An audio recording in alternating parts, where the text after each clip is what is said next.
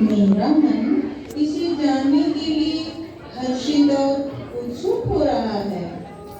प्रभु ने अपना श्याम वर्ण छोड़कर गौर रूप क्यों धारण किया?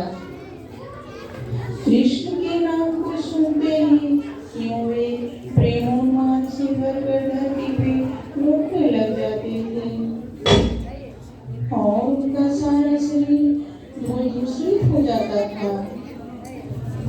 क्यों वे राम राम नगर नगर विचरण करते थे? क्यों घर घर जाकर उन्होंने दिव्य प्रेम सब में बांटा? आइए हम इन प्रश्नों का उत्तर जानें। इन प्रश्नों को सुनकर श्री मुरारी गुप्ता ने कहा, हे दामोदर पंडित, कृपया सुने, मैं इन प्रश्नों का उत्तर देता हूँ। धर्म शास्त्र कहते हैं कि सत्य युग में धर्म पूर्ण रूप से प्रकट होता है। हृदय युग में धर्म 3/4 प्रकट होता है। द्वापर युग में धर्म आधा प्रकट होता है और कलियुग में 1/4 प्रकट होता है। जैसे जैसे पाप बढ़ता है, धर्म क्षीण हो जाता है। जैसे जैसे लोग अपने कर्तव्य का उपेक्षा करते हैं, वर्णाश्रम क्षीण हो जाता है। कलयुग भयंकर पाप का अंधकार से भरा हुआ है। हर कोई पाप में डूबा हुआ है। हर कोई पाप से तबाह हो गया है। राधा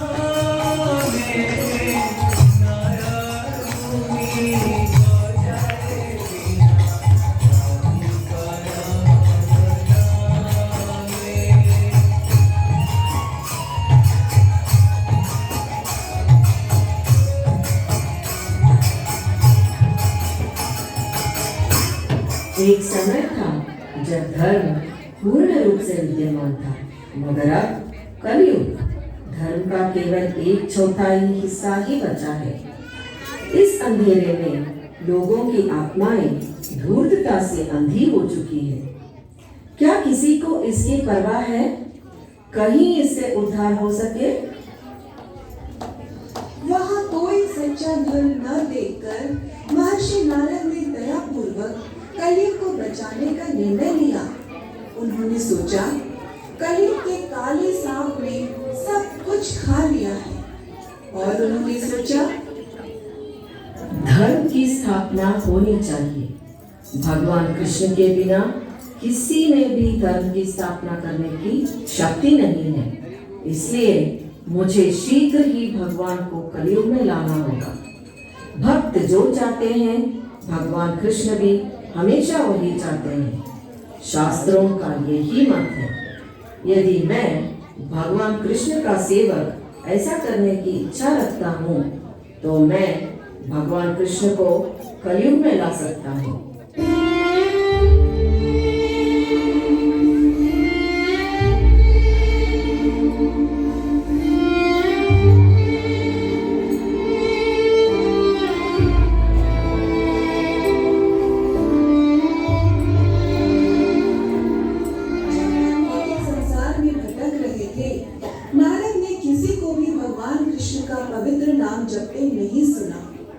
लोगों लोगों की दुखी स्थिति को देखकर चिंतित नारद अपने दिल में सोचने लगे। भटकते भटकते वे आखिरकार द्वारका नगरी के द्वार पर पहुंच गए। भगवान कृष्ण जो देवताओं के स्वामी हैं और द्वारका के राजा हैं, रानी सत्यभामा के महल में पूरी रात आनंद पूर्वक लीलाएं करने के बाद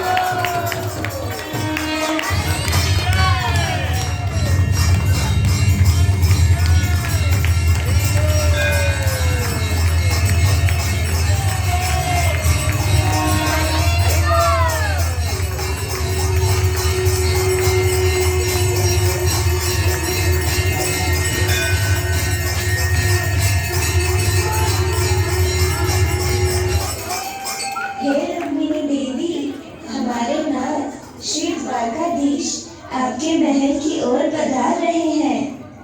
हाँ हाँ, हम अभी देख कर आ रहे हैं। आपके तो भाग्य खुल गए महारानी।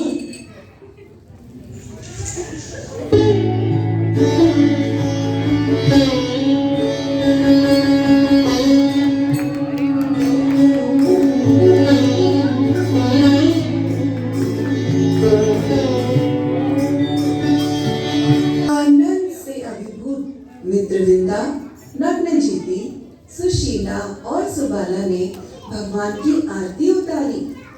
सुगंधित जल लाकर रानी रुक्मिणी ने भगवान के चरण धोए। भगवान के चरणों को पकड़कर रुक्मिणी रो पड़ी। मेरी प्रिय रुक्मिणी, मैं नहीं जानता कि तुम क्यों रोती हो। कृपया मुझे बताओ। मेरे लिए तुम प्राणों से भी अधिक प्रिय हो। यह सारा संसार जानता है। तुमसे अधिक प्रिय कौन है, मुझे बताओ। क्या मैंने तुम्हारा अपमान किया? क्या मैंने तुम्हारी आज्ञा का पालन नहीं किया? तुम कुछ नहीं बोलती हो। मैंने क्या गलत किया? केवल एक बार मैंने तुम्हें चिढ़ाया था। तुम हृदय से बहुत दुखी हो गई थी। मैंने कितनी बार ईमानदारी से क्षमा भी मांगी। तुम्हारा कठोर हृदय कभी नरम नहीं हुआ। मेरा हृदय कठोर है, वह कोमल नहीं है। फिर भी मैं एक बात में सौभाग्यशाली हूँ कि आप मेरे प्राण हैं। आपके चरण मुझे प्राणों से भी अधिक प्रिय है।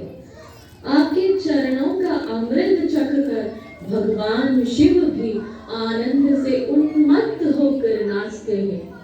आप संपूर्ण जगत को भली भांति जानते हैं, फिर भी आप अपने चरणों से प्रिय करने वाले के वचनों को नहीं समझ सकते। ये शब्द सुनकर भगवान के हृदय में बड़ा आश्चर्य हुआ। उन्होंने कहा, तुमने क्या कहा? बोलो, क्या कहा तुमने? हे मेरी रानी, कृपया इसे एक बार और कहो। तुमने जो कहा वह मैंने ठीक से नहीं सुना। वह क्या था? मैं इसे समझ नहीं पाया। मेरा हृदय आश्चर्य से भर गया है। तीनों लोकों में इतनी दुर्लभ वस्तु क्या है? मुझे लगता है कि इसके बारे में सुनना बहुत ही अद्भुत होगा। मैं उस आनंद को कैसे समझ सकता हूँ जो अब मेरे हृदय में भर गया है। हे मेरी रानी, कृपया मुझे इस बात के बारे में बताओ। मुझे बताओ, मुझे बताओ।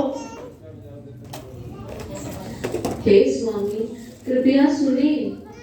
अपने हृदय को आप समझ नहीं सकते, यद्यपि आप अन्य सब कुछ जानते हैं, फिर भी आप मेरी व्याख्या नहीं समझ सकते कि मैं क्यों रोती हूँ।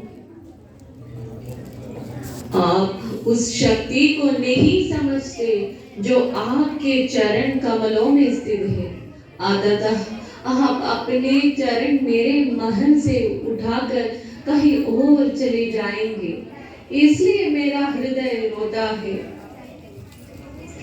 केवल राधा ही प्रेम के मधुर रस को जानती है।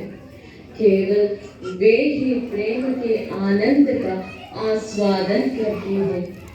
दिन रात उनके प्रेम रूपी अमृत का श्रवण करते हुए भक्त जन आश्चर्य से कैसे न भर जाए।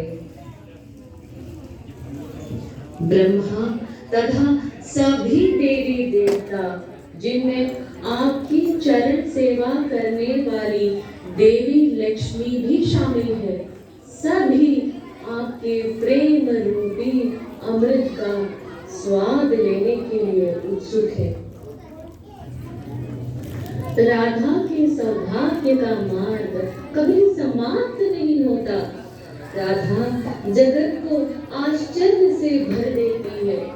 अपने गुणों की डोर से वे आपको बांधती है।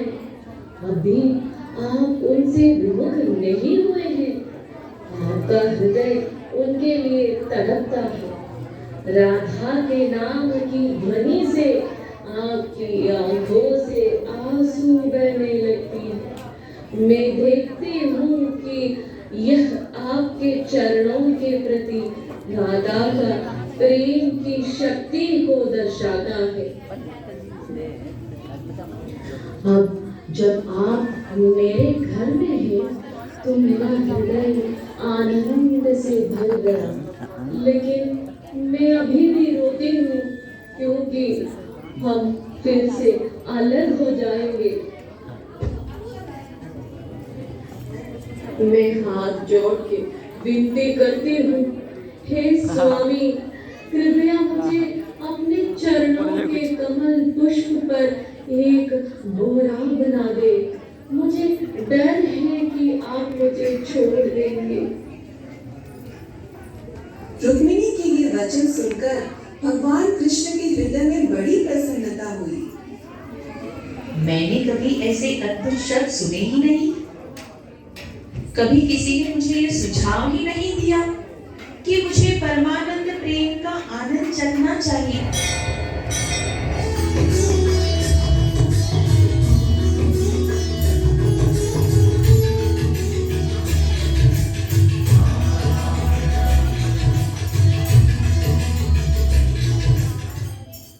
उसी समय नारद मुनि अप्रत्याशित रूप से वहां आ पहुंचे। उनके चेहरे पर उदासी छा गई थी। उनका मन व्याकुल था। रानी रुक्मिणी ने तुरंत उठकर उन्हें पाते अर्घ देकर सिंहासन पर बिठाकर उनका कुशल क्षेम पूछा।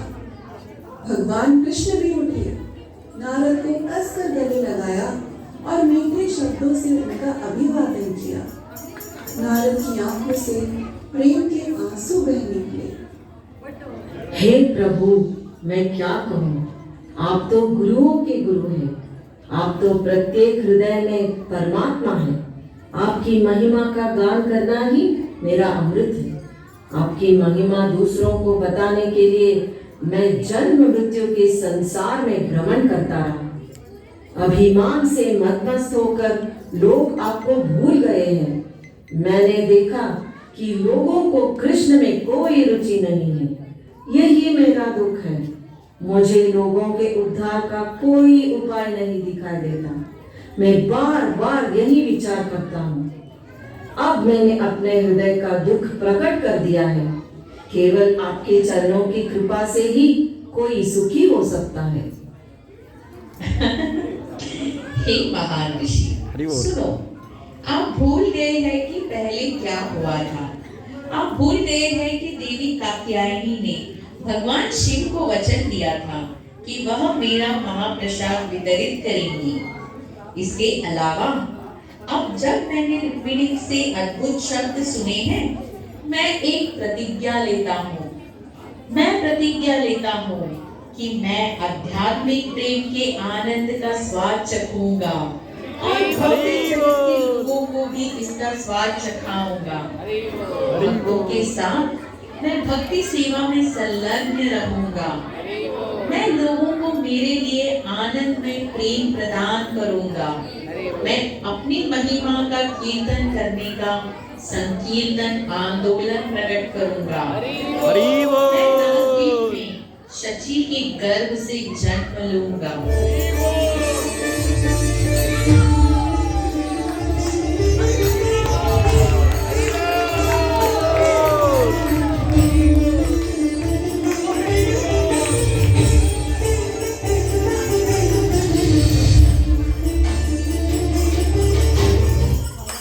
इस प्रकार बोलते बोलते भगवान कृष्ण ने भगवान गौर का रूप प्रकट किया। उस रूप को देखकर नारद आनंद से अभिभूत हो गए। सुमेरु पर्वत के समान महिमावान वह रूप आनंद में आध्यात्मिक प्रेम से भर गया। भगवान गौरांग की जय हो, जय हो। प्रसन्न मन से नारद मुनि ने भगवान गौर के रूप को देखा। नारद की आंखों से आंसू की हजारों धाराएं बह निकली। भगवान गौर का रूप 10 करोड़ चंद्रमाओं या 10 करोड़ सूर्यों के समान महिमा में था। वे स्वयं कामदेव से भी अधिक सुंदर थे। प्रेमोन्माद के कारण नारद मुनि मूर्छित हो जाते हैं और भगवान गौरांग महाप्रभु उनसे कहते हैं, हे नारद, मुझे देखिए, जागिए ऋषि, जागिए। हे भाग्यशाली ऋषि, सुनो, तुम जहाँ चाहो वहाँ जा सकते हो। शिवलोक, ब्रह्मलोक तथा अन्य दिव्य ग्रहों में यह घोषणा करो कि कलियुग में मैं स्वर्ण रूप में अवतरित होऊंगा। वहाँ मैं अपने पवित्र नामों तथा महिमाओं का संकीर्तन आंदोलन प्रकट करूंगा। मैं अपनी प्रेममयी भक्ति सेवा के अमृत का स्वाद लेने के आनंद का उपदेश दूंगा। भगवान के कृपालु मुख से ये वचन सुनकर नारद जी को ऐसा लगा कि भगवान के चरणों की कृपा से उनके सारे दुख चूर चूर हो गए। नारद मुनि ने अपनी वीणा बजाई और चले गए। भगवान के भक्त कितने दयालु होते हैं कि वे हमेशा कलयुग के पतित प्राणियों के उद्धार के बारे में सोचते हैं। मैंने कैसा अद्भुत सुंदर रूप देखा। सभी अवतारों में ये अवतार सर्वश्रेष्ठ है। मैंने कभी भी परमानंद आध्यात्मिक प्रेम की ऐसी महान महिमा नहीं देखी। अब मैंने भगवान गौर का आनंदित, गौरवशाली, दयालु चेहरा देखा है। मैंने कभी भी दया का ऐसा सागर नहीं देखा।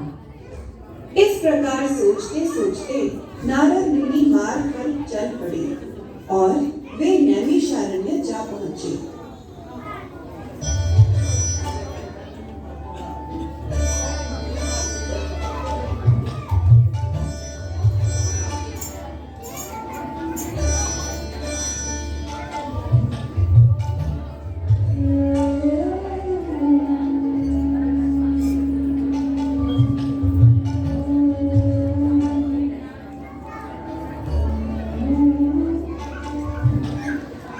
जब श्री नारद मुनि नैमिषारण्य पहुंचे तो वहां उनकी मुलाकात अपने मित्र उद्धव से हुई। पहले तो वे खड़े हुए और फिर पाद्य अर्घ देकर उद्धव नारद मुनि के चरणों के सामने लकड़ी की तरह जमीन पर गिर पड़े। मैं भाग्यशाली हूँ। ये एक शुभ दिन है। एक शुभ मुहूर्त में मैं नैमिषारण्य आया हूँ। अब मैं आपको अपनी एक इच्छा के बारे में बताता हूँ जो लंबे समय से मेरे हृदय में थी। केवल आप ही हैं जो सत्य को जानते हैं। हे स्वामी, आप भगवान के हृदय को जानते हैं। कृपया मुझे बताइए कि भविष्य में क्या होगा। मेरे हृदय में कलयुग के लोगों के उद्धार के लिए बहुत तड़प है। कलयुग के लोग पापों से भरे हुए हैं। उनकी आंखें और हृदय अंधे हैं। हे उद्धव, हे भगवान हरि के सेवक, आपने जो प्रश्न पूछा है वो अच्छा है। मैं आपको एक महान रहस्य बताऊंगा। मेरे हृदय में भी आपकी तरह महान दुख था, लेकिन अब मुझे पता चला है कि कलयुग में लोग बहुत भाग्यशाली हैं। अन्य लोग उनके जैसे भाग्यशाली नहीं हैं। सत्य युग तथा अन्य युगों में युग धर्म बहुत कठोर होता है, किंतु कलयुग में युग धर्म केवल भगवान हरि के पवित्र नामों का कीर्तन करना है। कलयुग में केवल भगवान हरि के पवित्र नामों तथा महिमाओं का कीर्तन करने से ही मनुष्य को सुख प्राप्त होता है। लोग भौतिक बंधन से मुक्त हो जाते हैं। केवल गाने और नाचने से उन्हें अब यमराज का डर नहीं रहता। मैंने द्वारका में अपनी आंखों से देखा था, अमृत के समान शब्दों के साथ भगवान कृष्ण ने रुक्मिणी से कहा, मैंने अपने हृदय में लोगों को मेरे लिए आनंदित प्रेम को स्वतंत्र रूप से वितरित करने का निर्णय लिया है। इस प्रकार बोलते हुए भगवान कृष्ण ने स्वर्ण के समान तेजस्वी सुंदर रूप प्रकट किया, जो प्रेम से परिपूर्ण था, जिसका वक्षस्थल चौड़ा था तथा दोनों भुजाएं घुटनों को छू रही थी। तब उन्होंने प्रतिज्ञा की, मैंने अपने प्रति प्रेम का व्यापक वितरण करूंगा। अब मैं दूसरों को बताने के लिए जन्म और मृत्यु की दुनिया में यात्रा करूंगा। प्रेममयी भक्ति सेवा के परमानंद का स्वाद लेने के लिए उत्सुक भगवान पृथ्वी पर प्रकट होंगे। एक अद्भुत रूप का प्रकट करते हुए वो कलयुग में आएंगे। नारद के वचन सुनकर उद्धव आनंद से अभिभूत हो गए। नारद के चरणों में गिरकर वे खुशी से रो पड़े। इन अद्भुत वचनों ने मेरे निर्जीव शरीर में प्राण डाल दिए हैं।